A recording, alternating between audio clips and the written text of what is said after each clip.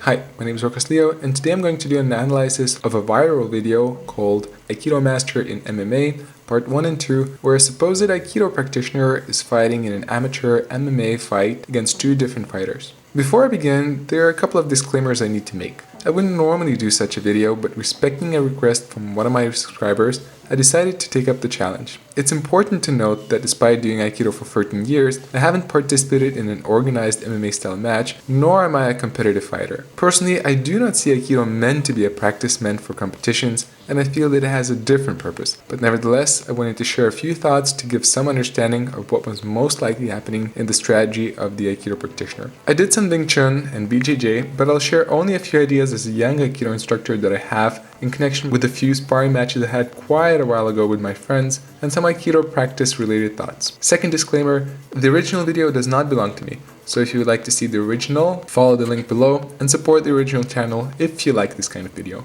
Last disclaimer, Aikido, as many different martial arts, depends strongly on the style and instructor that you are learning it from. One fighter cannot be taken as an absolute example, but only as a reference for analysis at best. With the disclaimer said, let us begin. Now we have to realize that traditional Aikido is not developed for modern competitions. Most styles don't put a lot of emphasis on strikes, as you will see in this video too, and it mainly emphasizes locks and throws from grabs and punches since it derives from traditional jiu-jitsu based on dealing with armored samurai opponents on a battlefield where punches and strikes weren't effective. In this video, the Aikido practitioner is wearing white gi pants. As you see, he's very relaxed, which is an often emphasis in Aikido, and also waiting for a strike, what is a common practice in Aikido too, which brings us to my first point. Most Aikido techniques could be called receptive, or in other words, defensive, meaning that we receive a strike or attack and then try to use that energy, which is not necessarily well suited for a competitive match, but rather a street situation, since many strikes, especially in the beginning of a competitive fight, are feints meant to try out the distance and the opponent.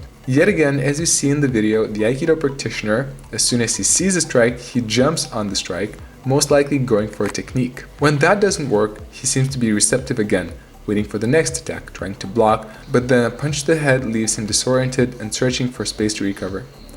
From here on, the disorientation is visible, and then from my perspective, he seems to let go of his first initial strategy and just waltz into attack randomly, without a specific strategy, which in turn becomes defensive and eventually panic, most likely because of a lack of clarity of his actions, in a somewhat disorientation, and eventually is defeated. In the second video, we jump a couple of months ahead.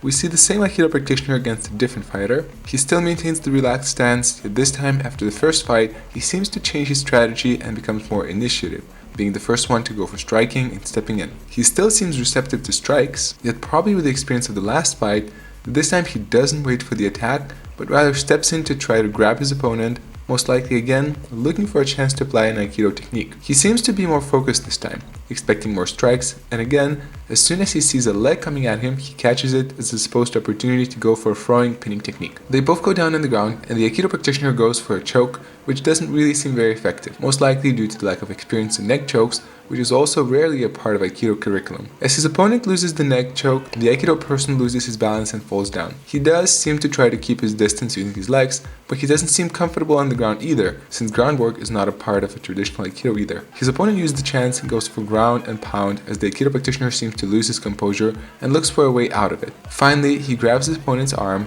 which is again an understandable approach for an Aikido person, either hoping to use a traditional technique or by now actually simply being defensive. Both the fighters seem a bit lost in the situation and eventually depart to a greater distance. The Aikido practitioner seems to still hold his ground, showing a difference between his first fight, and he again seems to go for the same strategy as in the beginning of the fight, being initiative and most likely going for shorter distance and potential grab. As that doesn't work, he seems to switch again to being receptive and trying to find a chance as he defends. With that not giving results, he seems to bounce back and forth between two strategies, but then after a punch to the head, he again becomes disoriented and his moves start to begin to seem random. Finally, another blow to the head finishes the fight. The referee still gives a chance for a ground and pound, but it's already obvious the fight is over.